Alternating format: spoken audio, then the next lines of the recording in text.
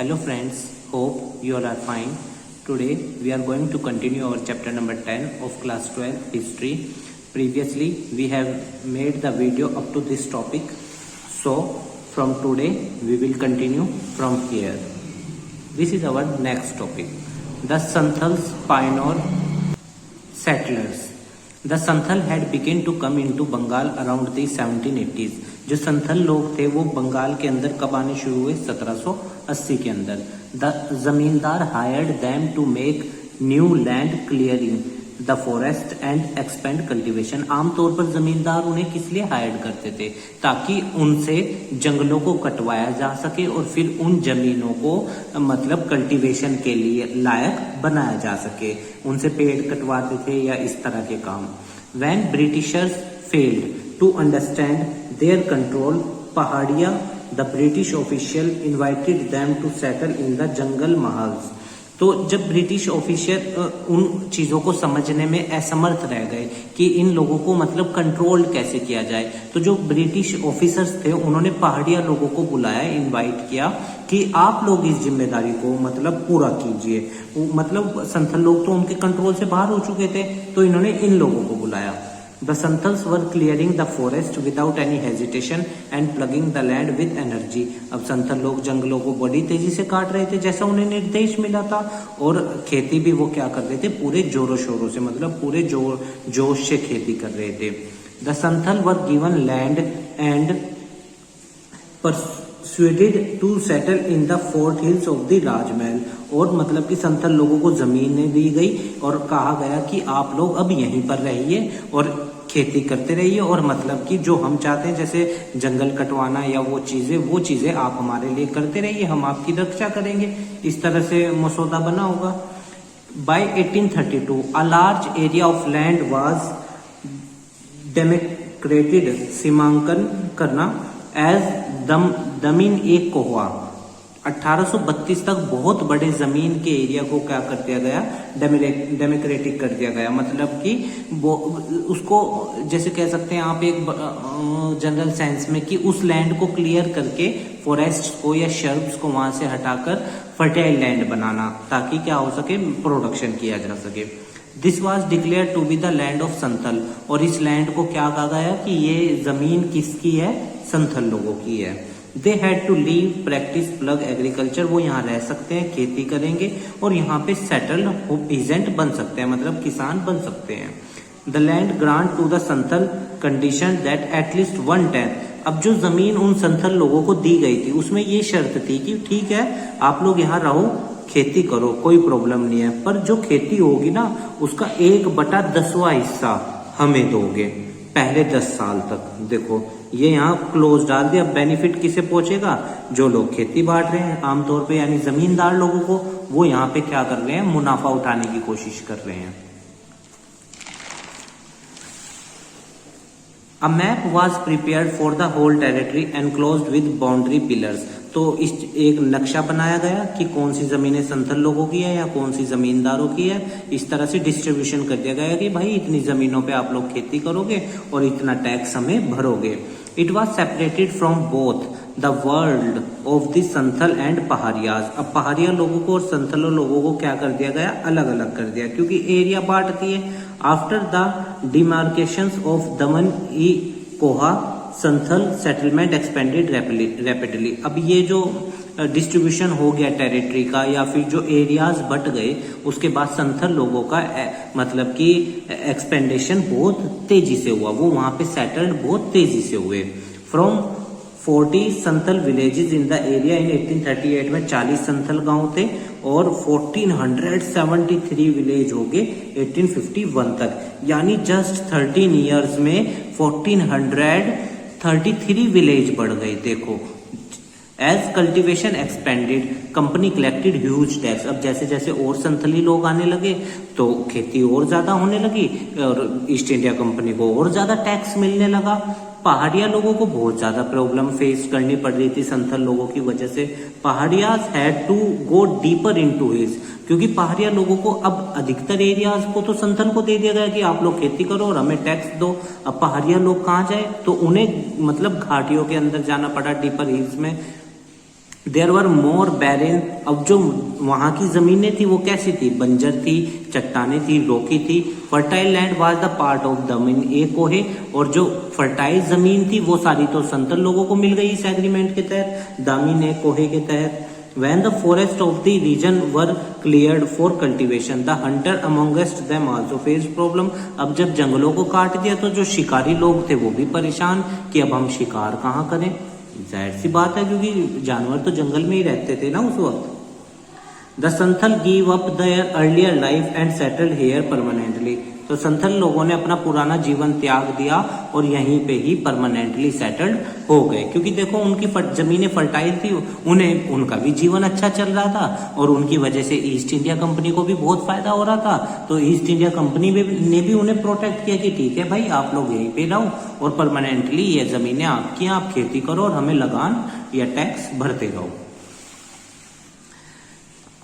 Cultivating a range of commercial crop for the market. देखो commercial crop क्या होती है, जो बेसिकली फसलें इसलिए उगाई जाती हैं ताकि बाजार में बेची जा सके।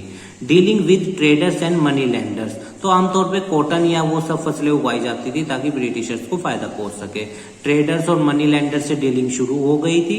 The state was collecting, state को मतलब कि ईस्ट इंडिया कंपनी को बहुत हैवी टैक्सेस मिल रहा था क्योंकि संथल लोग बहुत बड़े स्केल पे जंगलों को क्लियर करके वहां पे एग्रीकल्चर प्रोडक्शन कर रहे थे कमर्शियल क्रॉप्स का, तो उससे ईस्ट इंडिया कंपनी को क्या था, बहुत बेनिफिट पहुंच रहा था। The Santhal understood that the land slipping away from their hand, पर अब संथल लोग ही समझ गए थे कि अब ये ब्रिटिशर्स हमारे साथ चालाकी करनी शुरू कर दी इन्होंने, ठीक है ना, और उनके हाथों से जमीन क्या हो रही है, जाने लग रही है। Money landers were charging them high rate of interest. अब संथल लोग ये भी समझ गए थे कि भाई हाँ ठीक है, हम लोगों ने यहाँ पे खेती करी पर ये लोग तो अब हमारा एक्सप्लॉयटेशन ही शुरू कर रहे हैं, हम पे ज्यादा ही इंटरेस्ट चार्ज करने लग रहे हैं। मनी लैंडर्स जो ब्याज पे पैसा देते थे वो लोग भी। टेकिंग ओवर द लैंड वै, और जब हम कर्जे नहीं चुका पाते इतने भारी ब्याज, वो हमारी जमीनों पे कब्जा कर लेते हैं। By the 1850s the Santhals rebelled against zamindar, तो संथल लोगों ने विरोध किया इस चीज का, किसका, जमींदारों का, मनी लैंडर्स का और ईस्ट इंडिया कंपनी का, मतलब कॉलोनियल सरकार का, उनका भी विरोध किया कि आप लोग हम पे हैवी टैक्स लगा रहे हो, ये हमसे ज्यादा ब्याज वसूल रहे हैं, जमींदार हमारी जमीनें हड़प रहे हैं, वो सब चीजें। After the Santhal revolt 1855-1856, that the Santhal Pargana was created, तो संथल परगना बनाए गए। They were given 5500 square miles from the district of Bhagalpur and Birbhum and made special law, तो 5500 स्क्वायर माइल का उन्हें एरिया दे दिया गया, भागलपुर डिस्ट्रिक्ट जो बिहार में है वहां से लेके एंड बीरभूम, ठीक है, और स्पेशल लॉज भी बनाए गए ताकि संथल लोगों को प्रॉब्लम फ्यूचर में ना हो। The accounts of Buchanan, while reading Buchanan's account we should not forget that he was an employ of the British East India Company. याद रखना बुचानन एक ईस्ट इंडिया कंपनी का क्या था, एम्प्लॉय था। देखो दो ईस्ट इंडिया कंपनी भारत में आई, एक थी ब्रिटिश ईस्ट इंडिया कंपनी और एक थी फ्रेंच ईस्ट इंडिया कंपनी। आप मुझे ये बताइएगा कमेंट बॉक्स में कि French east India company Bharat में किस ईयर में आई थी। तो बुचानन कौन थे, let us read about him. He travelled for survey of the company, वो कंपनी के काम मतलब कंपनी के लिए डाटा इकट्ठा करने के लिए सर्वे करते थे, इधर से उधर ट्रेवल करते थे। The cost of the travels were, और जो उनके ट्रेवल में खर्चा, ट्रेवलिंग में खर्चा आता था वो ईस्ट इंडिया कंपनी देती थी। ही वॉज क्लियरली सेड, उनको बहुत मतलब क्लियरली निर्देश दिए गए थे। What he had to look for and what he had to record, कि उन्हें क्या देखना है, क्या मतलब सर्वे करना है और किस चीज का रिकॉर्ड मेंटेन करना है, वो उन्हें पहले से ही बता दिया गया था। When he arrived at a village, जब वो एक विलेज में गए अपनी आर्मी के साथ, seen as an agent of the सरकार, तो उन्होंने सरकार का एक एजेंट देखा। As the company consolidated its power, it looked for natural resources it could control and exploit, तो उन्होंने ये देखा कि भाई कंपनी तो देखो ईस्ट इंडिया कंपनी का मेन मोटिव क्या था, व्यापार करो, इंडिया से, इंडिया के लोगों को ऐसा मतलब इतना एक्सप्लॉइट करना है कि वो हमारे लिए ज्यादा से ज्यादा रॉ मटेरियल करें, क्योंकि इंडस्ट्रियलाइजेशन तो उन्होंने इंग्लैंड में किया था। तो सेम चीज, ताकि यहाँ की संपदा नेचुरल रिसोर्सेज को क्या किया जा सके, एक्सप्लॉइट किया जा सके। He searched for minerals and stone. अब ये बुचानन ने मिनरल्स और स्टोन की खोज मतलब कि ढूंढना शुरू किया कि भारत के अंदर कहाँ है। देट वर कमर्शियली वैल्यूएबल, क्योंकि इनकी कीमत बहुत होती है। स्टोन्स तो आप जानते ही हैं, डायमंड्स हो गए हमारे, ये सब चीजें, पर्ल्स हो गए। ही रिकॉर्डेड आज साइन ऑफ आयरन और माइका ग्रेनाइट ईटीसी। तो जहां जहां पे ये चीज जो अवेलेबल थी वहां वहां पे उन्होंने क्या करा कि भाई मेंशन कर लिया कि इन एरियाओं में ये चीजें मिनरल्स भारी मात्रा में अवेलेबल है। When Buchanan wrote about a landscape also described how it could be transformed and made more productive। तो बुचानन जब लिख रहे थे तो उन्होंने एक लैंडस्केप के बारे में भी लिखा कि कैसे इस जमीन को हम क्या कर सकते हैं और ज्यादा प्रोडक्टिव बना सकते हैं। What crops could be cultivated, which tree cut down। तो उन्होंने सब कुछ बताया कि कौन सी फसलें उगानी चाहिए, किस मिट्टी के हिसाब से कौन सी बढ़िया है, पेड़ों को कौन से पेड़ों को काटना है, कौन सो को नहीं काटना है, कौन सो को उगाना है। He criticized the lifestyle of forest dwellers। अब जो जंगलों में रहने वाले लोग थे आमतौर पर वो प्रकृति पे ही निर्भर होते हैं अपनी जरूरतों के लिए, तो इन्होंने उनके लाइफ स्टाइल को क्रिटिसाइज किया कि they are uncivilised. He felt that forest had to be turned into agricultural land। तो उनका ये मानना था कि भाई जंगलों को ना सारों को काट दो और उसे एग्रीकल्चर लैंड में तब्दील कर दो, मतलब खेती की जमीन में। अभी यहाँ पे एक सोचने वाली बात है, चलो ठीक है हम मानते हैं कि भाई आप एग्रीकल्चर लैंड में उसे कन्वर्ट कर दोगे, प्रोडक्शन तो ज्यादा कर लोगे। अरे जब जंगल ही नहीं होंगे तो ऑक्सीजन कहाँ से लाओगे? ये सोचने वाली बात है। और आज आप देख लो भारत के कुछ राज्य या जिले ऐसे हैं जहाँ पे पॉल्यूशन बहुत ज्यादा है, जस्ट बिकॉज ऑफ क्योंकि उन इलाकों में फॉरेस्ट बहुत कम है। तो और ये बुचानन क्या कह रहा कि भाई जंगलों को काटो और एग्रीकल्चर लैंड बनाओ। अब सोचने वाली बात है। तो भाई a revolt in a country side the Bombay Deccan. Bombay Deccan मतलब बॉम्बे के इलाके में, जो डेक्कन पठार है हमारा, डेक्कन प्लेट्यू है, उस इलाके में ही आता है बॉम्बे। तो वहां पे क्या होने लगा, रिवोल्ट होने लगा। When peasants demand did not feel, जब मजदूरों किसानों की डिमांड फुलफिल नहीं हुई, they have only one way, तो अब उनके पास एक ही रास्ता था कि भाई विरोध करो इनका, ईस्ट इंडिया कंपनी का, या रिवोल्ट करो। Through the 19th century peasant in various parts of India. तो भारत के अंदर किसानों ने बहुत मतलब कि बड़े स्केल पे रिवोल्ट करे अलग अलग जगहों पे, चाहे आप वो खेड़ा आंदोलन देख लो, चंपारण का देख लो, या फिर अहमदाबाद की मील वर्कर स्ट्राइक देख लो, या डांडी मार्च देख लो किसानों का। ये सब किस लिए थे? या फिर वो नील दर्पण जो किताब लिखी गई थी नील कृषकों के ऊपर, तो ये सब चीजें किस लिए की गई थी? ताकि किसान अपना विरोध दर्शा सके। One such revolt occurred in 1875 में ये रिवोल्ट बॉम्बे के अंदर हुआ। Account book are burn. तो अब जिन किताबों में ये सारे रिकॉर्ड मेंशन थे, ये सारा डाटा मेंशन था, वो किताबें जला दी गई। The movement began at Supa, a large village of Poona district in on 12 मई 1875 को ये वहां पे शुरू हुआ।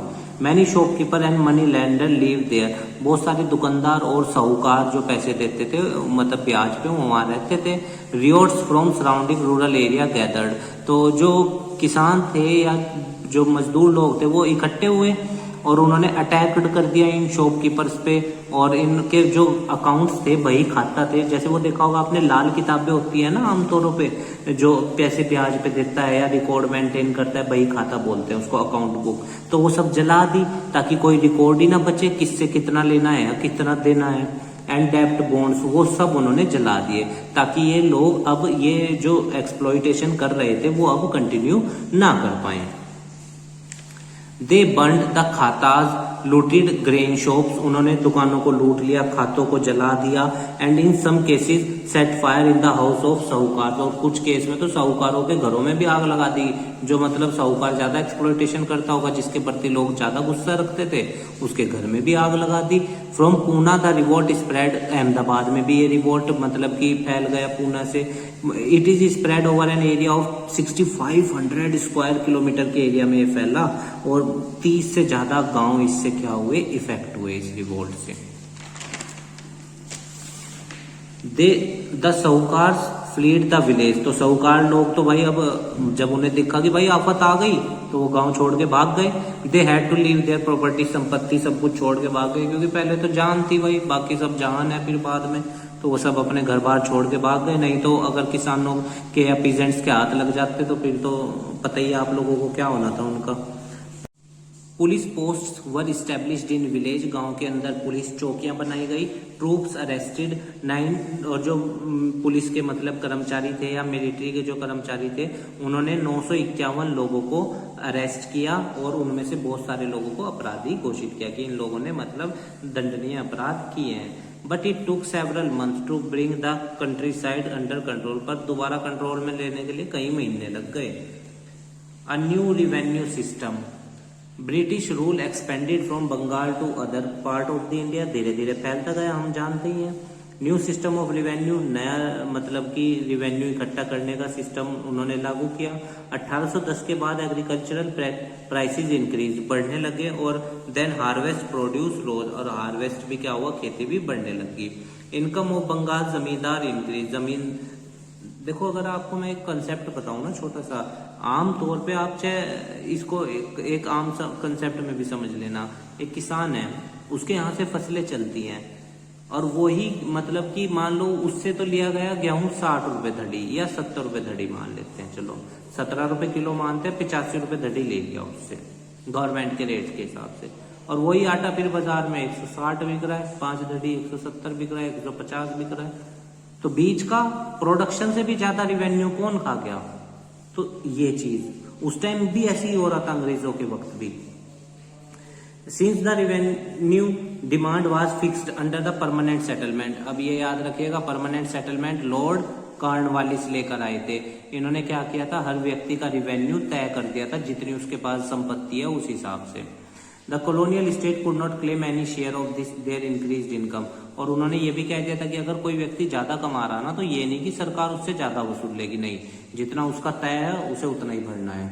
Colonial government wanted to increase financial resource and land revenue, colonial government क्या चाहती थी कि भाई और कमाई के साधन बढ़े और लैंड रिवेन्यू और ज्यादा बढ़े, पर ये परमानेंट पॉलिसी सेटलमेंट के जरिए फिक्स कर दिया था। अच्छा, इसमें देखो दिक्कत क्या थी, अब जो ज्यादा कमा रहा उसको वो तो टेंशन फ्री हो गया कि क्योंकि भाई उसे तो पता लग गया कि मुझे तो इतना भरना है। अब जो कम कमा रहा उसका भी तय हो गया कि भाई तेरे को इतना भरना ही भरना है, उसके लिए दिक्कत थी इसमें कि वो बेचारा कहां से लाए टाइम पे। According to Ricardian ideas, a landowner should have a claim only to the average rent that implemented at a given time. तो रिकार्डियन थ्योरी ये कहती है कि भाई, रिकार्डियन का आइडिया ये था कि भाई अगर कोई मतलब कि व्यक्ति किसी को जमीन दे रहा है बोने के लिए, तो वो सिर्फ उससे एवरेज रेंट ले, जितना जरूरी है, ये नहीं कि बहुत फालतू ले, ताकि क्या हो, उसकी भी लागत कम आए, उसका भी रिवेन्यू अच्छा हो जो खेती को कर रहा है, और इसका भी घर चलता रहे, इसे भी अपना हिस्सा मिलता रहे। When they earn more, then state needed to impose tax, और जब अगर वो ज्यादा कमाने लगे तब राज्य को टैक्स लगाना चाहिए, उससे पहले टैक्स ना लगाना चाहिए। अब ये आइडिया भी सही है कि भाई चलो कमाई बढ़ रही है तो टैक्स लगा दो, नहीं बढ़ रही है तो उस बेचारे पे टैक्स क्यों लगाना, आइडिया तो ये भी ठीक था। Therefore the British official now felt to have a different system, तो ब्रिटिश सरकार ऑफिसर्स को लगा कि हाँ भाई अब कुछ नया सिस्टम आना चाहिए। The revenue system that was introduce इन बॉम्बे डेक्कन, तो फिर क्या शुरू हुआ इंडिया के अंदर, रैयतवाड़ी। अब आप मुझे कमेंट बॉक्स में बताइएगा कि रैयतवाड़ी सिस्टम के अंदर था क्या, एक लाइन में। The revenue was directly settled with the ryots, तो कहने का मतलब है जो जमीन को बो रहा है वो डायरेक्टली अंग्रेज सरकार को अपना रिवेन्यू भरेगा, बीच में कोई जमींदार नहीं होंगे, कोई साहूकार नहीं होंगे, ये सब नहीं होंगे। The average income from different type of soil were estimated, और मिट्टी की जांच होगी कि कौन सी मिट्टी ज्यादा उपजाऊ है, कितना कमाई कर सकती है, फिर उस हिसाब से रियोट की मतलब कि टैक्स सेलेक्ट होंगे कि भाई ये व्यक्ति इतने टैक्स भरेगा, तो जितनी जिसकी फसल बढ़िया उतना ज्यादा वो टैक्स देगा, फिक्स हो जाएगा उसका। द लैंड वर रीसर्वेड एवरी, और हर 30 साल बाद जमीन को मतलब रीसर्वेड किया जाएगा और टैक्सेस बढ़ाए जाएंगे। Revenue demand and peasant debate, the first revenue settlement in the Bombay Deccan was made in 1820s में पहली मतलब डिमांड उठी। The revenue was so high, क्योंकि बहुत ज्यादा इम्पोज किया जा रहा था, that many peasant had to leave their village, वो तो भाई गांव छोड़ के चले गए कि भाई हम नहीं भर सकते हो इतना ज्यादा रिवेन्यू, और हम खेती ही नहीं करते। इवन अब बारिश भी बढ़िया नहीं हो रही, वैसे ही एग्रीकल्चर बैकवर्ड, और तुम ऊपर से इतना टैक्स लगाओगे, हम लोग कहाँ से भरेंगे, तो ये चीज थी। तो contractors arrive to collect tax, वो टैक्स इकट्ठा करने आते थे पर टैक्स था नहीं। अब उन्हें तो हर कीमत पे टैक्स चाहिए था, क्यों? क्योंकि अंग्रेज ऑफिसर्स को खुश करना था। When someone failed to pay, और अगर कोई नहीं दे पा रहा तो हिज क्रॉप वर सीज्ड, उसकी फसलों पे कब्जा हो जाता था, उसके ऊपर फाइन लगाया जाता था और पूरे गांव के सामने उसे बेइज्जत भी किया जाता था। कहने का मतलब है एक्सप्लॉयटेशन की सीमाएं नहीं थी कोई। By the 1830s the problem become more danger, बहुत खतरनाक हो गई और ज्यादा, मतलब एक्सप्लॉयटेशन का स्तर और बढ़ा दिया। एग्रीकल्चर के प्राइसेस क्या हुए? बढ़ने लग गए और एग्रीकल्चर प्रोडक्ट्स क्या होने लग गए? घटने लग गए। ठीक है। 1/3 of the cattle of the Deccan, और जो 1/3 जानवर थे वो भी क्या हुए? मर गए या मार दिए गए। और half the human population died, और एक बहुत बड़े स्केल पे ह्यूमन पॉपुलेशन भी डाइड हुई थी। क्यों? क्योंकि फसलें थी नहीं और टैक्स बहुत ज्यादा था, एग्रीकल्चर का कोई स्टॉक नहीं था, अनपेड बैलेंस थे, रिवेन्यू बढ़ते चले गए। तो कहने का मतलब है भाई पीजेंट्स का जीना इन अंग्रेजों ने दुश्वार कर दिया था। आज तो इंडिया में खैर हमारा संविधान हमें प्रोटेक्ट करता है बहुत अच्छे तरीके से, फंडामेंटल राइट्स हैं आर्टिकल 14 से लेके आर्टिकल 35 तक। To purchase their plough and cattle और get their children married they take loan from money lenders. अब ये सब काम करने के लिए तो जमीन साहूकारों से लोन लिया जा सकता था, पर वो साहूकार ऐसे थे भाई साहब, बहुत ज्यादा ब्याज पे देते थे, एक्सप्लॉयटेशन दबा के करते थे, क्योंकि अंग्रेज तो सपोर्ट कर नहीं रहे थे पीजेंट को, तो बेचारा पीजेंट जाए कहाँ? मनी लेंडर के पास। अच्छा, दूसरी कमी, पीजेंट पढ़ा लिखा होता नहीं था, मनी लेंडर दबा के एक्सप्लॉयटेशन करता था, साइन करवा लेता था कहीं पे, टैग रिसिप्ट नहीं देता था जमा की, ये सब चीजें। इट वॉज डिफिकल्ट टू पे इट बैक, अब वापिस चुकाना तो बहुत मुश्किल था, क्योंकि कर्जे तो बढ़ते जाएगा, फसलें तो हो नहीं रही बढ़िया, और ऊपर से कर्जा ले लिया इतने हैवी ब्याज पे, वो चुकेगा कैसे? वो तो बढ़ेगा ही, जाहिर सी बात है। Peasant dependence as money lender increase, तो मनी लेंडर पे भाई डिपेंडेंसी बढ़ती गई। अब मनी लेंडर को मौका दिखा कि भाई कब्जे करो इनकी जमीनों पे। By the mid 1840s officials were finding evidence due to 1820s revenue system was imposed that was very high, difficult to pay। अब एक और मुसीबत, रिवेन्यू भी नहीं भरा जा रहा, उधर साहूकार का कर्जा चढ़ गया, तो अब वो बेचारा क्या करेगा? तो ये सोचने वाली बात है। अभी आप देखो इंडिया में, अगर मैं आपको एक डाटा बताऊं, 48.9% लोग डायरेक्टली और 60% के आसपास डायरेक्टली इनडायरेक्टली इन्वॉल्व है एग्रीकल्चर पे। जीडीपी में क्या कंट्रीब्यूशन है? 15-16% भी नहीं है। और जहां सर्विस सेक्टर में कुछ भी नहीं लोग लगे हुए, वहां इतना ज्यादा है। एग्रीकल्चर को डेवलपमेंट की बात ही नहीं करता है कोई। After that it was decreased, ठीक है, रिवेन्यू बाद में घटाया गया, क्योंकि जब रिवोल्ट और किस पीजेंट्स बहुत परेशान हो गए। After 1845 agriculture prices increase steadily, बढ़ने लगे, क्योंकि देखो इसको इन्फ्लेशन बोलते हैं, पहले तो ये समझ लो आप। जब भी इन्फ्लेशन हो देश में, याद रखना एग्रीगेट डिमांड क्या होगी? एग्रीगेट सप्लाई से मतलब, कहने का मतलब है उस टाइम की बात मैं बता रहा हूँ आपको, सप्लाई कम थी और डिमांड क्या थी? बहुत ज्यादा थी। Cultivator were now extending their areas and moving into new areas. अब कल्टीवेटर लोग भी जब देखा कि भाई डिमांड बढ़ती जा रही है, तो वो भी नए एरियाओं में शिफ्ट होने लगे, खेती ज्यादा करनी थी। ट्रांसफॉर्मिंग, जो पास्चर लैंड थे, चरवाहे लैंड थे, घास के जो मैदान थे, उनको उन्होंने अब मेहनत से फर्टाइल जमीन में कन्वर्ट किया, कल्टीवेटेड लैंड में कन्वर्ट किया कि भाई इस पे खेती करी जाएगी। वंस अगेन, अब दोबारा से loan was taken from money lenders for buying plough, cattle and seed. इन सबको खरीदने के लिए तो पैसा चाहिए। अब वो मनी लेंडर के पास गए और लोन लेने। अब मनी लेंडर भाई साहब तो 2 कदम आगे, वो तो एक्सप्लॉयटेशन करने को तैयार बैठे थे। They came the cotton boom, then came the cotton boom. Let us see what is that.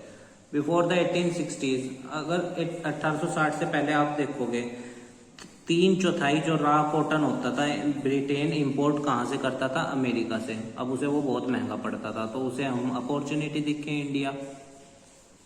British cotton manufacturer had worried about this dependence on American supply. अब उन्हें समस्या होने लगी कि यार ये अमेरिका से खरीद के तो हमें बहुत नुकसान हो रहा, हमारा सारा पैसा इतनी महंगी कॉटन खरीदने में जा रहा, क्यों? अमेरिका कितनी दूर ब्रिटेन से और इंडिया कितनी नजदीक, ये भी एक कारण था यहाँ आने का, हमसे कॉटन उगवाने का इतने बड़े स्केल पे। तो 1857 में, और 1857 का ही वो समय था, 10 मई 1857 मंगल पांडे जी ने मेरठ से क्रांति शुरू करी थी, स्वतंत्रता की पहली क्रांति, याद रखिएगा वही साल है। इन 1857 the cotton supply association was founded in Britain, तो कॉटन सप्लाई एसोसिएशन ब्रिटेन के अंदर बनाई गई। 1859 में मैनचेस्टर कॉटन कंपनी बनाई गई ब्रिटेन के अंदर। देयर ऑब्जेक्टिव वाज, ऑब्जेक्टिव क्या था, कॉटन के प्रोडक्शन को बढ़ाना दुनिया के हर हिस्से में। अब ब्रिटेन का तो बोलबाला था, वो कुछ भी कर सकता था। इंडिया की जमीन बढ़िया थी इस चीज के लिए, कॉटन के प्रोडक्शन के लिए, क्लाइमेट भी फेवरेबल था और चीप लेबर भी थी। तो in 1861 American was fighting civil war, वहां पे तो सिविल वॉर चल रहा था, गृह युद्ध। तो ह्यूज पैनिक फैल गया ब्रिटेन में कि अब रॉ मटेरियल कहाँ से आएगा, फैक्ट्रियां कैसे चलेगी। तो जो 20 लाख बेल्स, अब एक बेल में याद रखना 217.72433376 kg वेट होता था, वो वहां से मंगाया जाता था अमेरिका से, पर वो 1861 में था, वो घट के कितना आ गया था 55,000 बेल्स इन 1862, क्योंकि सिविल वॉर चल रहा था और प्रोडक्शन तो हो नहीं रहा था, तो फिर कहां से आना था, तो वो घट गया बहुत, और फिर महंगा भी बहुत पड़ता था। Message were sent to India and other countries to increase export to Britain, तो ये मैसेज भेजा गया कि भाई अब ब्रिटेन में आप लोग ज्यादा भेजो, क्यों, क्योंकि अमेरिका से तो आ नहीं रहा है। As cotton prices increase, export merchant in Bombay wanted to secure as much as cotton as possible to fulfill their British demand. तो जो एक्सपोर्ट करने वाले व्यापारी थे इंडिया के अंदर, उन्हें भी मौका दिखाई दिया कि भाई कॉटन की तो मांग बढ़ रही, इसे स्टॉक लगा लो और जब रेट ज्यादा बढ़ेगा तब बेचेंगे। So they give advance to urban sahukar, साहूकारों को पैसा दिया कि भाई ज्यादा से ज्यादा कॉटन इन लोगों को, किसानों को पैसा बांटो ताकि ये प्लग खरीद सके, खेत खरीद, वो सीड खरीद सके, दवाइयां खरीद सके, ताकि ये ज्यादा से ज्यादा कॉटन उगावे। अब यहाँ भी अपने भले के लिए पैसा बांटा, याद रखना, साहूकार साहब ने, उसने भी ब्याज वसूल लिया आगे। So they could get loan from the money lenders, और कॉटन ज्यादा से ज्यादा उगे, मतलब लोन देने के पीछे भी ये चाल थी कि भाई ज्यादा से ज्यादा कॉटन उगाई जाए, इन किसानों से उगवा ले। When there is a boom, और जब बूम पीरियड आया मार्केट के अंदर, तो लोन फ्लोज इजीली, ठीक है, द लोन बहुत आसानी से मिल रहे थे, क्योंकि क्या था, डिमांड नहीं पूरी हो पा रही थी, सप्लाई कम थी। The ryots in the Deccan village suddenly get limitless credit, अंधाधुंध उन्हें क्रेडिट दिया जा रहा था कि लो खरीदो जितना मर्जी, तुम्हें लोन चाहिए, जितना मर्जी सामान खरीदना खरीदो, तुम खेती करो, अच्छे से अच्छी कॉटन उगाओ, क्योंकि साहूकारों को और उन्हें बहुत फायदा हो रहा था ना, मर्चेंटों को। When the American crisis continued, जब तक अमेरिका में क्राइसिस कंटिन्यू रहे, कॉटन का प्रोडक्शन बहुत घट गया था, और ब्रिटेन भी वहां से इंपोर्ट नहीं कर रहा था, और बॉम्बे डेक्कन में कॉटन का प्रोडक्शन बढ़ गया था। क्यों, मैंने आपको बताया, लोन बांटे जा रहे थे दबा के। Between 1860 and 1864 cotton are double कर दी 4 सालों के अंदर अंदर। बाय 1862 1862 में ब्रिटेन 90% से ज्यादा इंपोर्ट हमारे देश से कर रहा था, भारत से। अब देखो चालाकी, पूरे देश को, पूरी दुनिया को छोड़ के हमारे देश से। और अच्छा, यही वो टाइम था, यहाँ पे एक टाइम और याद रखना, 1869 जब सुइज कैनाल खोली। क्यों, क्योंकि पहले पूरा अफ्रीका घूम के जाना पड़ रहा था माल लेके, वो 7000 किलोमीटर फालतू कॉस्ट पड़ रही थी। तो 1869 में सुइज कैनाल खोल दी, उससे और सस्ती लागत आएगी, मुनाफा और बढ़ेगा। Due to this everyone didn't get benefit, फायदा तो भाई देखो अल्टीमेट आपको पता है, इंडस्ट्रियलिस्ट को ही पहुंचता है, यानी ब्रिटेन को पहुंचा। Some rich peasants did rich, तो कुछ मतलब कि किसान तो अमीर हुए इसमें। For the large majority cotton expansion mean heavier डेब्ट, पर अधिकतर जो पीजेंट्स थे उन पे कर्जे चढ़ गए। क्यों, क्योंकि जब साहूकार साहब बांट रहे थे तब तो ले लिए कि चलो भाई प्रोडक्शन अच्छा होगा, कमाई बढ़ेगी, ये कर्जे भी उतार देंगे और अपनी स्थिति भी सुधार लेंगे। पर कर्जे तो उतरते नहीं है, तो फिर क्या हुआ, पीजेंट्स की स्थिति और ज्यादा खराब हो गई। कुछ की अच्छी भी हुई, ये नहीं कि सबकी खराब हो गई, पर मेजोरिटी ऑफ द पीपल की खराब हो गई।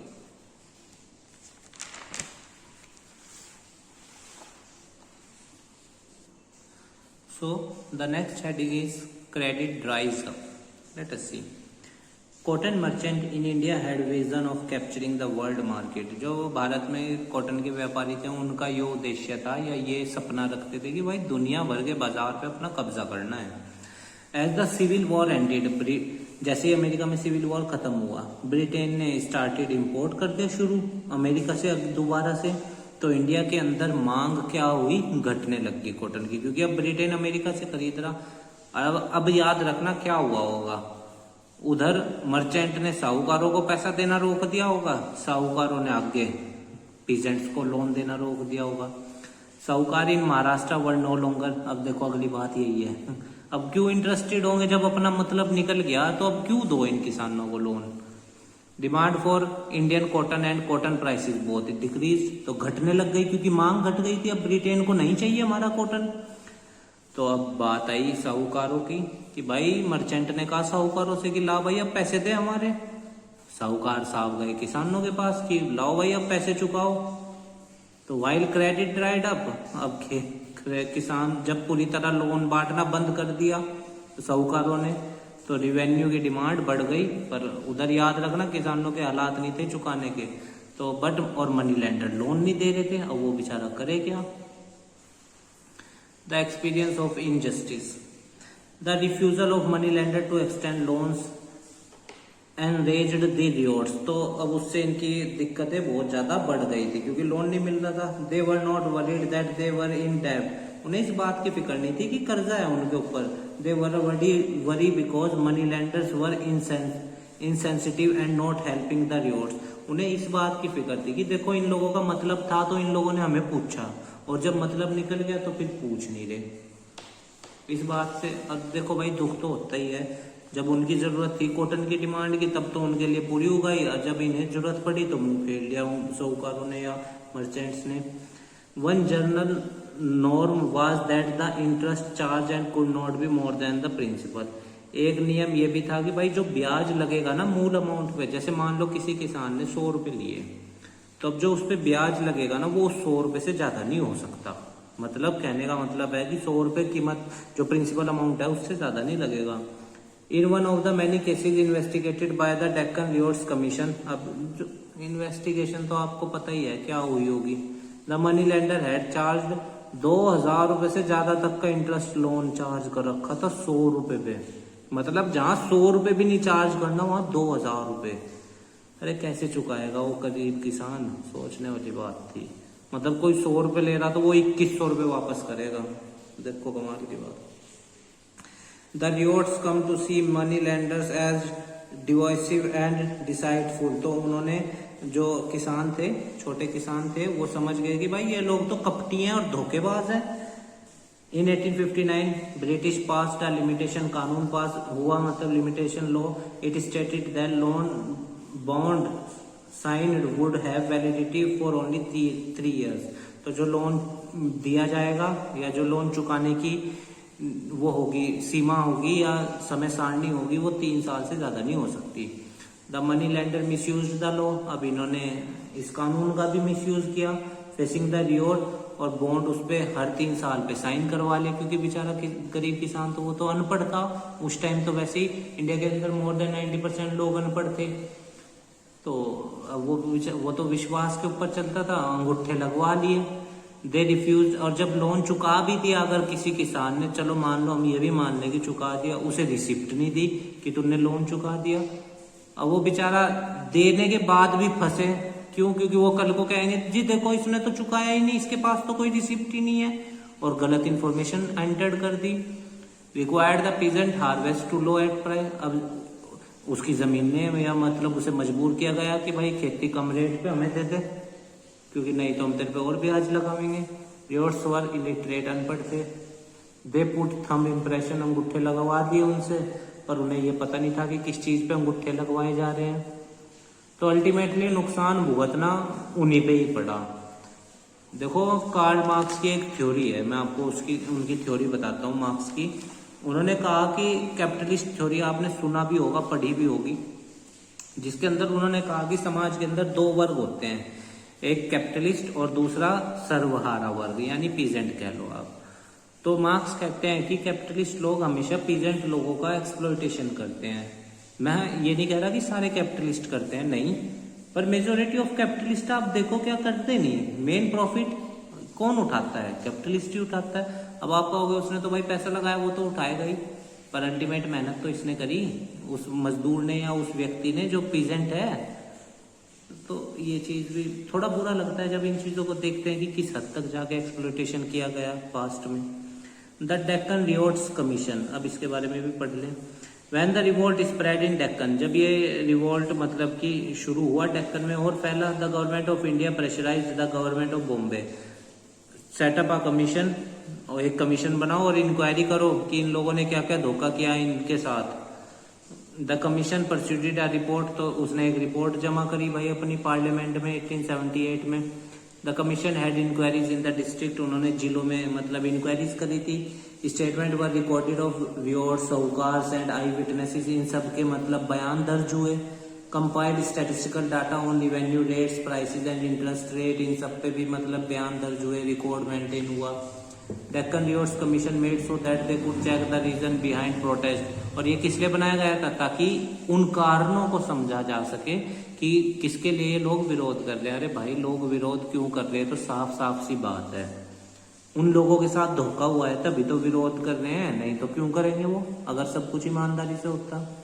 It was told in the report that revenue collection was not the reason of as, ये देखो क्या बताया गया रिपोर्ट में कि रेवेन्यू कलेक्ट करना कोई मुसीबत नहीं था, ये तो मनी लेंडर्स ने धोखा किया। चलो यहाँ कम से कम सच तो थोड़ा सा तो लिखा ही कि हाँ भाई मनी लेंडर्स धोखेबाज थे। अरे तुम लोगों ने नहीं रेवेन्यू चार्ज ज्यादा कर रखा था, अब वो बेचारा कहाँ से भरेगा? वो इन्हीं के ही कर्जे पूरे पाट ले पहले मनी लेंडर्स के, तुम्हें ही बाद में देगा। तो स्टूडेंट्स ये हमारा आखिरी पेज था, यहाँ चैप्टर फिनिश हुआ। उम्मीद है आपको चैप्टर समझ में आया होगा। प्रीवियस वीडियो का लिंक वो भी आपको डिस्क्रिप्शन में मिल जाएगा। कोई क्वेरी है आप डिस्क्रिप्शन बॉक्स में बताइएगा, हम उस पर कंसर्न करेंगे। कोई सजेशन है वो भी वेलकम्ड है। और देखिए किसी भी पॉइंट को पर्सनली नहीं लेना है, वी ऑल आर स्टूडेंट्स।